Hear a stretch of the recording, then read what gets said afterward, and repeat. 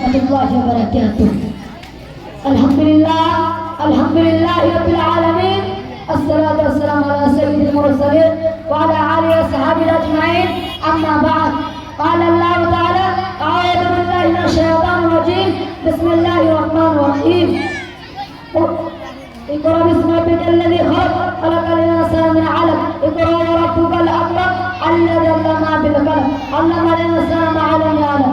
قابل احترام مہمان گرامی، محترم آصف صاحب اور میرے ساتھیوں، آج کا دن ہمارے دلوں میں ایک خاص جذبہ، ایک خبر، ایک محبت جگاتا ہے۔ آج ہم سب یہاں جمع ہے ہندوستان کے آزادی کو دن تیار بنانے کے لیے۔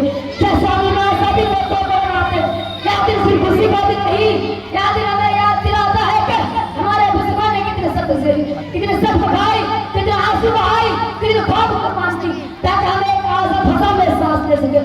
میرے عزیز ساتھیوں، آزادی کا مطلب صرف کیا سے نکالنا نہیں ہے، بلکہ اپنے پہچان، اپنے غیرت اور اپنے حق حاصل کرنا ہے۔ ہمیں یہ یاد رکھنا چاہیے کہ ہم وہ خوش نصیب نسل ہے جو آزاد بھارت میں پیدا ہوئے، لیکن وہ بد نصیب لوگ تھے جنہوں نے اپنے جان دے کر آزاد ہمیں سن پائی۔ ہم تعلیم حاصل کریں گے، ہمیں دوسرے کا احترام کریں گے اور اپنے وطن کو طرف جا کر خوشحال پرامن بنائیں گے۔ ہمارا بھارت صرف زمین کا ٹکڑا نہیں، یہ ہماری شان کا جنم و جان ہے۔ ہمیں فخر کرنے کا زمین میں پیدا ہوئے جب مختلف زبان مذہب ہوتے ہیں، ایک ساتھ مل کر رہتے ہیں، یہ ہمارے سب سے بڑا طاقت ہے، اتحاد اور بھائی چارہ۔ آخر میں تمام شہیدوں کو سلام پیش کرتا ہوں جنہوں نے ہمارے آزادی کے اپنے جان کو قربان کر دی۔ آئیے ہم سب مل کے وعدہ کریں کہ ہم اپنے گھروں کو آباد کرائیں گے۔